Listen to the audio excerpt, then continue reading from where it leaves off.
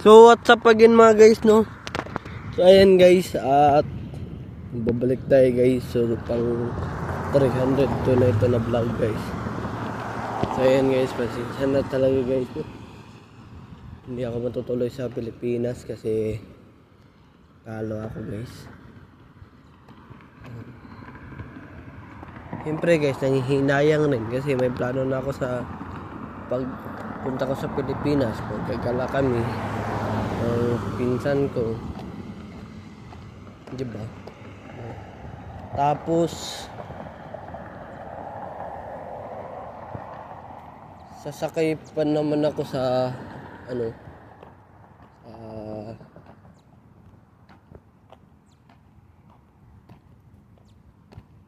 tawag nito, yung sa World of Fun guys, no?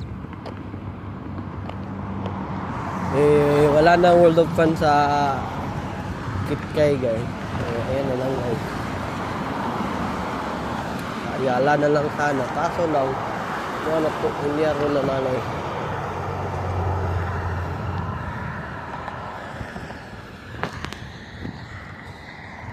Sabi ng mama ko, ako daw nag-dare. Siya pa daw yung ginawa kong may mali. Sa totoo lang, yung mama ko talaga. Alam nyo, yung mama ko, ayaw akong papuntahin talaga ng Pilipinas.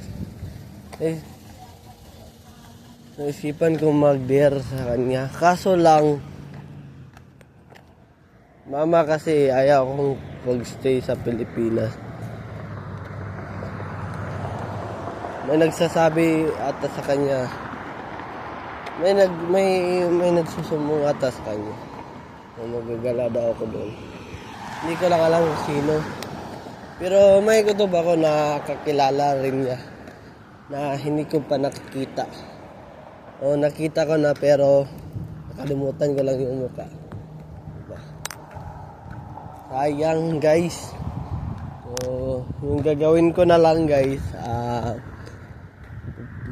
pupunta na lang ako sa Pilipinas. Anong tawag na to? Next year na lang. Okay na lang yung kasama ko yung mama ko. Wala tayong magagawa eh. Samahan daw niya ako sa Pilipinas.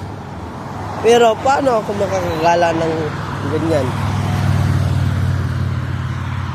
Hindi na lang ako pagsama-sama makakagala ako sa mall. Siyempre kami na lang yung pinsan ko. Diba guys? So sige na lang guys.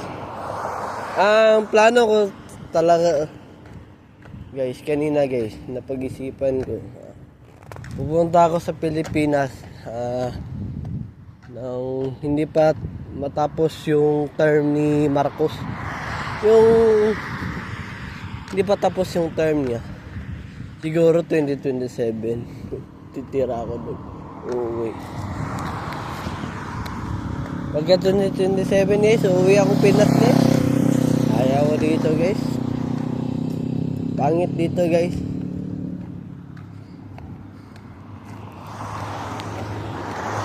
Kahapon guys, maaga akong pinag-break guys. Kupal talaga.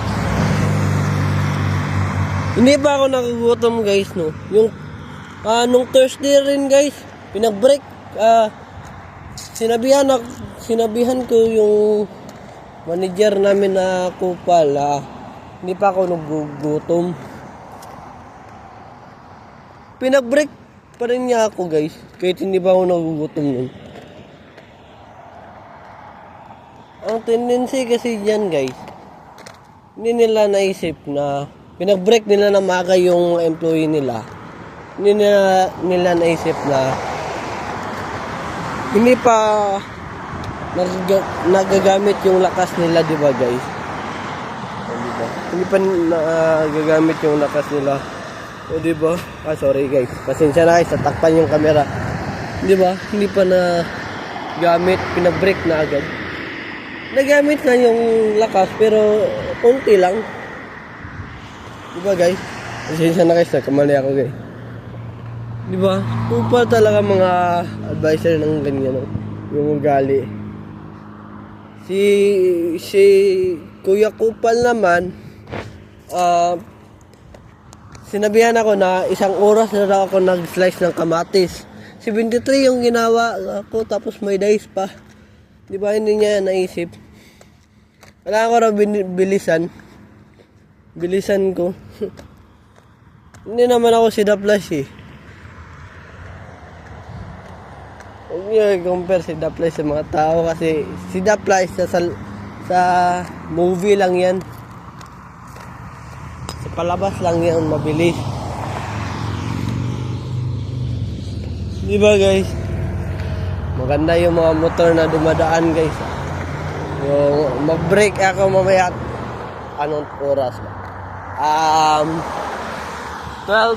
Tapos 12:30 ako. Break, diba guys? Bahala sila dyan guys. Nakakapagod na sa Tim Hortons guys. Gusto ko na umalis guys. Pero alis ako sa Tim Hortons pag anong taon ito? Pag alam ko na yung pagkakarpintero ko guys. Kasi wala guys. Nakakapagod sa Tim Hortons. Diba? Sa Monday guys, 8:24 tayo. Anong tawag nito? Aalis sa bahay. Diba? Para makarating tayo dito tayo magtatambay hanggang 8:50. Saka tayo papasok dun. Diba? Ganyan yung strategy na gagawin ko. Diba guys? Hanggang dito na lang tayo guys. So, pag-subscribe sa YouTube channel na Aaron Caraldi at huwag kalimutang pinutin ng notification bell na all para updated kayo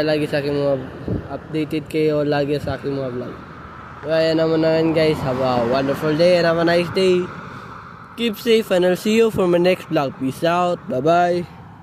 Power!